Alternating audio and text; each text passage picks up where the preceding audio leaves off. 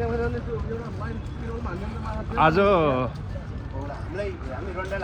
जुन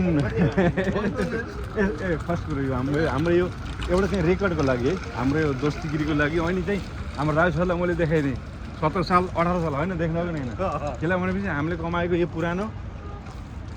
पुरानो याद हो कि अलरेडी यहाँ कस्तो सेभ भयो तपाईँ त राम सर। त्यही भएर यो चाहिँ जाने युट्युबमा हो अलि, त्यही भएर सकारात्मक अनि होइन एउटा चाहिँ सकारात्मक तरिकाले हाम्रो चाहिँ यो ड्युटी छुट्टी भएको अवस्था। हाम्रो यहाँ गोपी हमाल, यता चाहिँ हाम्रो राजु बिर्लाकोटी, उता चाहिँ हाम्रो फेरि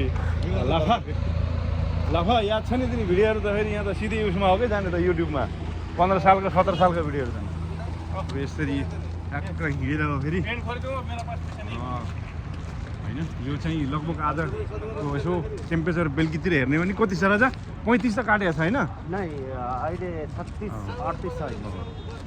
यहाँ चाहिँ हाम्रो अघि 44 आउने प्रोफेसनले यहाँ चाहिँ हाम्रो बसको इन्जिनियर, बसको क्याप्टेन हुनुहुन्छ होइन। ट्याक्कै 10 बजेपछि अब सट्ट लाएर चाहिँ हामी सँगै भएर हल्का शीतल छ आउने र जाने क्रम हुन्छ। बाटोमा हिँड्दै भ्लग बनाउँदै अब भ्लग स्टार्टिङ गर्नुपर्ने भयो क्या होइन? केही गुनासो सुनासो के हो लाफा? के हुने अब हाम्रो लाफाले हिजो हानेको थियो, के अरे मिसकाले के हानेको थियो होइन हिजो, किनभने सँगै जाने मान्छे छोडेर जानुभयो भन्नु के त्यस्तो होइन। हिजो हामी कुरो कस्तो भन्दाखेरि हिजो आफूलाई सम्झेको यहाँ राम सरलाई सोधौँ त नभए होइन? राम सर हामीले हिजो यहाँको नाम ल्याएको हो कि नि, अनि त्यसपछि आफ्नो फेरि यताउति यसो तलमाथि काम छ भन्ने कुराले गर्दाखेरि त्यो भएन। अनि हाम्रो मानवीरजी त ट्याक्क अब मन्त्री हुनुभयो के अरे, केही बधाई के छ? एकदम मनमा लागेको कुरा के छ? मनमा लागेको कुरा एकदम राम्रो छ, खुसी लाग्यो। हजुर अब नेपालमा केही होला जस्तो है, अब हुन पर्यो। अच्छा कसलाई लाग्यो नि यो टिकटक मास्टर के छ हाम्रो चाहिँ? केही भनौँ न यहाँ यसो होइन त भन्ने कुरो त के छैन। अहिले चाहिँ हामी यो भनेको खाडी मुलुक भनेको सबै यस्तै हो होइन? टिकटकबाट के यो चाहिँ टाका कमाउनु पऱ्यो कि? टाका कमाउनु कसरी त टिकटकबाट भने हामी चाहिँ हामीलाई देखेर टाका हान्दैन कि केटाहरूले केटाहरूले कसले हान्छ त? केटीले हान्छ? केटीहरूलाई देखेर केटाहरूले हान्ने हो कि टाका भनेको त्यो भयो।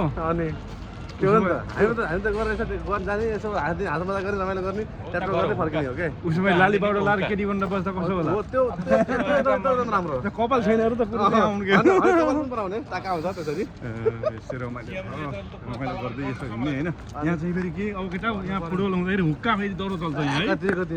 त यिनीहरूको ऊ हुनुपर्छ होइन? टाका हो नि त। घर पनि त्यहाँ भवाल छन् है, ठ्याक्कै 3टा उस्तो जस्तै है।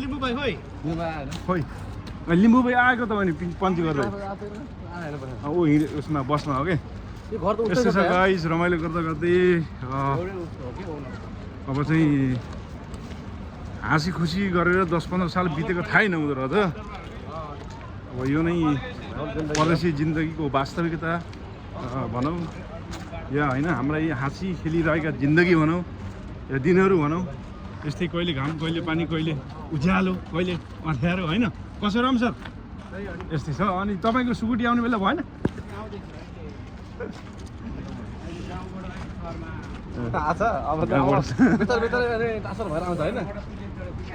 ल यसपालिको हल्का यो चाहिँ सम्झना स्वरूप यति नै भयो। रमाइलो गफहरू युट्युबमा जान्छ केटा, युट्युबमा